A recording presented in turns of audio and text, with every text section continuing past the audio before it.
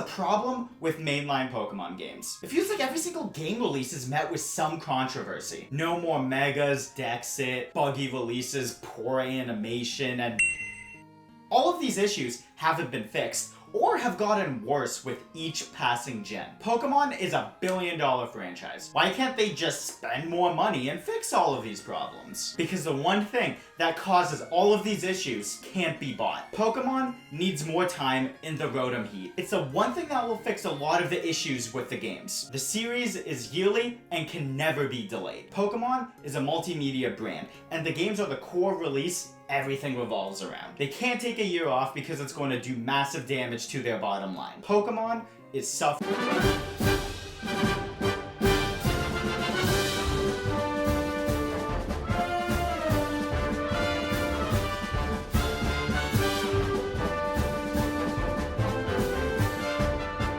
Time is at the core of every issue. That's why Scarlet and Violet had so many performance issues at launch. Miss me with the, oh, the Switch is a potato and that's why the games run bad, when Xenoblade Chronicles 3 released the same year. It looks better and runs better than Gen 9. Yeah, the game lags, but so does Final Fantasy 16. Would you say that FF16 is a sign of the PS5's aging hardware? No! Developers have always tried to push the hardware they're working on to its limits. Nowadays, that just means games will end up lagging. Obviously, what FF16 does is way more intense than what Xenoblade 3 does. I bring it up because it's a thing we have to deal with nowadays, and it's the worst I've seen in a long time with Scarlet and Violet. Even with today's standards, how Gen 9 launched was unacceptable. The Switch is a potato, but it's a potato that you can work with if you have the time. Xenoblade Chronicles 3 started development in 2018 and came out 4 years later. In between Xeno 2 and Xeno 3, there's a remake of the first game, presumably made by their B team. I don't know how Monolith is structured. Since 2018, we've gotten 4 Pokemon games, excluding Brilliant Diamond and Shining Pearl because Game Freak didn't make those. Hell, Tears of the Kingdom took 6 years. Yeah, it chugs, but do you know what? It still runs better. None of this was happening, and it had voice acting. A large portion of the map is from Breath of the Wild, and it still took that long. Guys, I don't think the Switch is to blame for Gen 9's performance issues. Tangent over. Game Freak tends to have 2 teams working on games. There were 3 years between Gen 8 and Gen 9, A-team games, and a little over 3 years between Let's Go and Legends, B-team games. And both of those teams had half the amount of dev time it took to make Zelda, and a year less than Xeno 3. It's safe to assume that Gen 10 will come out in November 2025, 3 years after Gen 9's base game. I have no idea who makes the DLC. They either have a team that exclusively works on DLC, or the A-team, who already doesn't have enough time to make an open world RPG, works on it and the next game at the same time. I really hope it's a DLC team and not the A-team, man. This timeline for development was fine when the games were 2D and took less time to make. It's also why those games had more content. When stuff takes less time, you can make more stuff. I also think the amount of time it takes to make a game is why they're not voice acted. It's entirely possible that the dialogue is finalized too late into development for it to be voice acted. The solution to all of these issues would be to delay the game, right? You know, give the team the required time to make a 3D open world RPG, but that's simply not possible. Why isn't it possible? It's just not. Why not, you stupid bastard? Because mainline Pokemon is at the core of the biggest multimedia brand on the planet. Pokemon delaying a game because it's buggy is like Marvel delaying a movie because the CG is bad. They're going to clock a billy no matter what. If they delayed a game by a year, they would be losing a lot of money. The first Gen 9 series of cards released on March 31st, 2023. 3 other sets are set to come out before Gen 9 turns 1. The game being delayed by a year would directly impact the release of 4 sets of cards. Most likely, they would have to be delayed too. The cards would end up leaking Pokemon that they would want to keep secret until the game released. Also, I imagine people would be less interested in the Gen 9 cards if the big mainline Gen 9 game didn't release months prior. It's not just the cards though. Any tie-in products now have to be delayed. Clothes, plushies, merchandise, etc. Dude, if they delayed the games by a year, the anime would be a year ahead of them. All of these things made by different companies would most likely need to be delayed alongside of the game, because the thing that they were made to promote is coming out a year later. Or some products that don't really spoil the game are still released. Remember how weird it was seeing all of those Halo tie-in products in 2020 after Infinite got delayed by a year? Or to keep it Pokemon related, or how weird the end of Gen 6 is, because there was clearly this build up to Pokemon Z, but then a lot of the Z stuff kind of just ended up in Sun and Moon. I don't know why that second Kalos game got cancelled. I think it's because it would have pushed Gen 7 too far into the Switch's life. If it even existed, that whole situation is an anomaly. I wouldn't be surprised if a Scarlet and Violet delay resulted in them breaking contracts with different companies, because them not releasing the game would greatly impact merch sales. Mobile games like Go, Cafe Mix, Unite, and Master Sex would be a year out of sync with the main games, leading into droughts where tie-in content was supposed to happen because, hey, that game is now not coming out for a year, or in-game advertising events now advertising nothing. And again, the anime almost releases day to day with a new game. That's probably one of the biggest reasons why they can't delay a game. I truly believe that no Pokemon game can be delayed for more than a few months. At least for the games that Game Freak's two teams are working on. Like, imagine a year-long delay for Scarlet and Violet. Take everything that we see from Pokemon within that year and push it back. That's a lot of things that are being delayed for the rest of time, because delaying one thing delays everything that comes after. Pokemon is a money printing machine, and I don't think anybody wants that machine to stop for a year. Legends Arceus coming out in January is the most I think we'll ever see a Pokemon game get pushed back, and they definitely replaced its initial launch with BDSP. I'll talk more about that later. So if delaying isn't an option, what can be done to ensure that the games release in a stronger state? You could throw more manpower at the games. I haven't developed a massive game before. Hell, I haven't developed any game. I don't know how many guys you would have to hire to make up for 1 year of development time that you don't have. I'd assume a lot. I'd imagine if you could just hire enough people to have staff working in waves, essentially making it a 24/7 dev cycle, we would have seen that in the industry by now. So I doubt that's the solution. Also, that would cost so much money, it's probably not even worth it for them to do that. I think one of the best options would be to make another team within Game Freak. If they did that, it would be A Team Game 2025, A Team Games DLC 2026, B Team's Game 2027, and C Team's Game 2028. In this scenario, we wouldn't see the next A Team game until 2029, giving them a nice 4-year dev cycle, or 4 years and then 3 years of full development. Again, I don't know who makes the DLC. Pulling a card and making a new team just to have another year of development is honestly a really smart idea for a yearly series. This is the most likely solution I can see them implementing. Sauce. BDSP, but that cuts into their profit margins if they have to hire another full-time team permanently. I doubt shareholders would like that. The best solution would be to go back to 2D. That would make the games easier and cheaper to make. Make it look like Octopath Traveler's HD 2D GG easy. It might sound crazy for the series to go back to sprites, but trust me, it would be a whole lot better in the long run. Let's look at one of the biggest and most consistent issues with the modern games: animation. Going back to sprites means they can put more of the Switch's resources into attack animations. Octopath has some amazing particle effects, because sprites are less taxing than full 3D models. And dude, they mastered sprite-based Pokemon back in Gen 5. It would look so good on Switch. For a 3D Pokemon game to have good animation, they need to change how they animate Pokemon games. How they do it works in 2D, but not 3D. In 2D, all Pokemon had few animations and shared the same attack effect. In the 3D games, they added 3 animations that the Pokemon does while the generic attack effect plays over them. One for physical, one for special, and one for status. In 2D, the basic shared animations can look great, especially if it was HD 2D, but in 3D, this doesn't work. For a Pokemon game to have actual good animation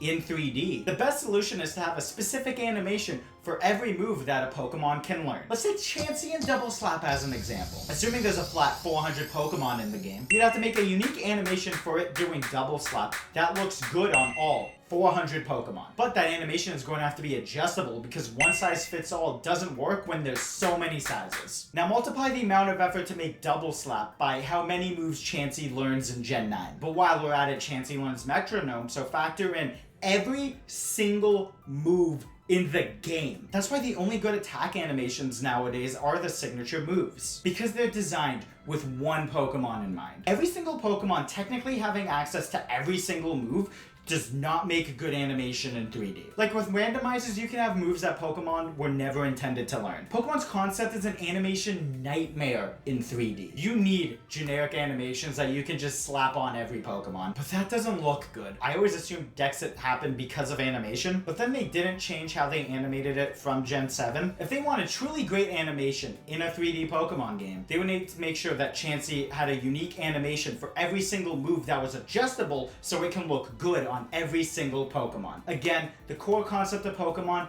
doesn't equal good 3D animation. I recommend watching this video that breaks down what I'm saying here. It dives deeper into the animation issue and even looks at how much it would cost. Go watch it after this video because they do a very good job breaking down the animation issue. I now want to look at more things that could be improved by going HD 2D. You could play with sprite scaling to really show the size differences of some Pokemon, and because 2D games take less time to make, you can add in all those features people miss. Battle Frontier was definitely cut because of time. Same thing with traveling to different regions. I truly think Pokemon would be in a better place if they went back to being 2D. The games would look, run, and play better. The main issue of time is not a thing here. Pokemon's multimedia release schedule was designed for 2D handheld games, not console 3D open world RPGs. But there's one issue with going HD 2D, and that is the second reason why Pokemon is suffering from success. The fan base is too. It's the biggest thing from Japan since the Power Rangers. Can probably guarantee you there's another year and a half to this craze. It hasn't even peaked yet. Me, personally,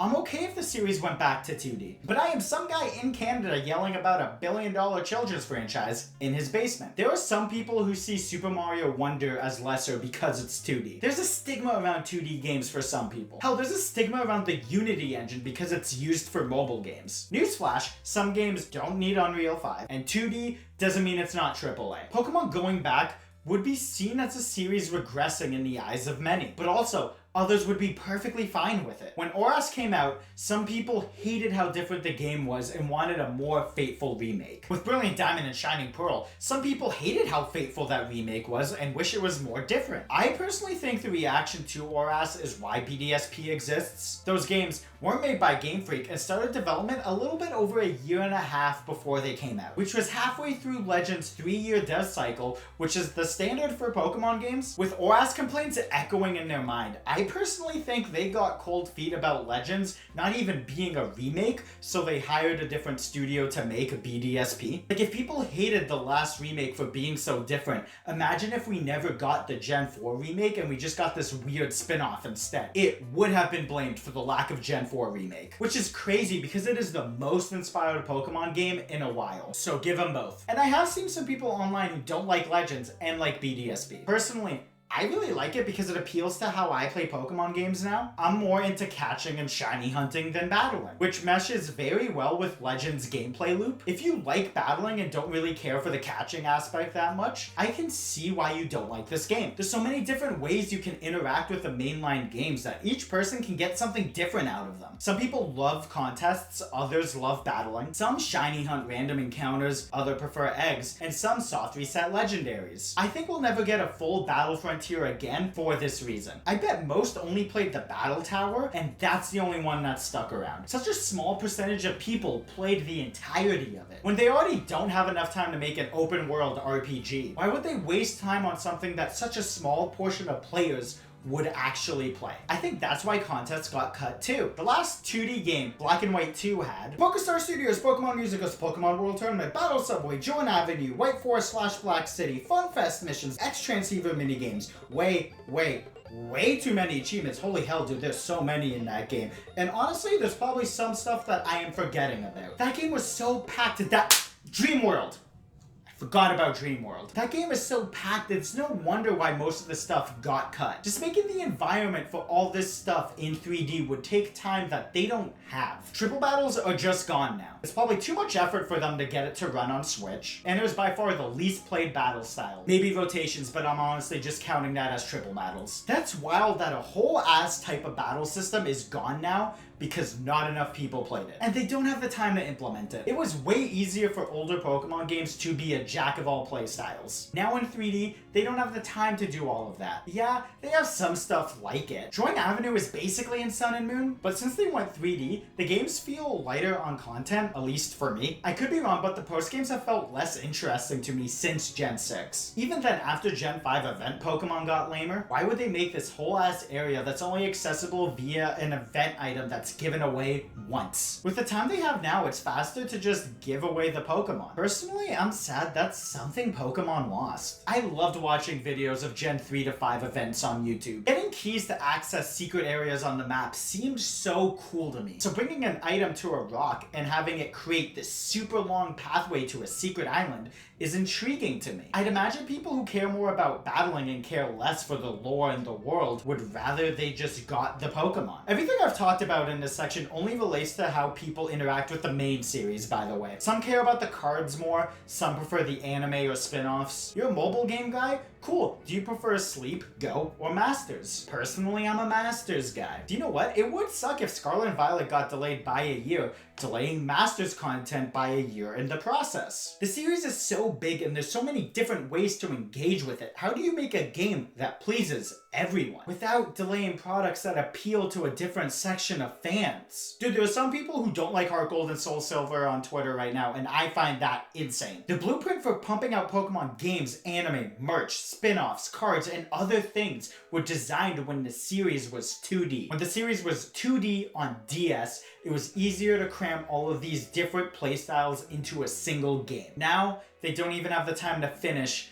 a 3D open world RPG. So make it HD 2D to give the fans all the content that they want. But just going back to 2D will seem like a downgrade to some people and will lose them sales. Especially if they raise the price like with Zelda. Dude, people would be pissed about an $80 2D Pokemon game. If you don't have the time, and spending more money will only piss off shareholders because they know it will sell no matter what. What do you do? Again, my only idea is HD 2D because I truly believe the series will be better off. But some people would not buy it if it was 2D. This is the first time in a video where I cannot definitively say this is what needs to be done. I don't know how to run a billion-dollar IP. I don't know how to meet the expectations of a massive fan base. I don't know how to work within very strict timelines at this scale of production while synergizing with other companies to build brand awareness. Dude, at the time of recording, I have triple-digit subs. I don't think I'm good at building brand awareness, all while maximizing profits. All I know is what I want.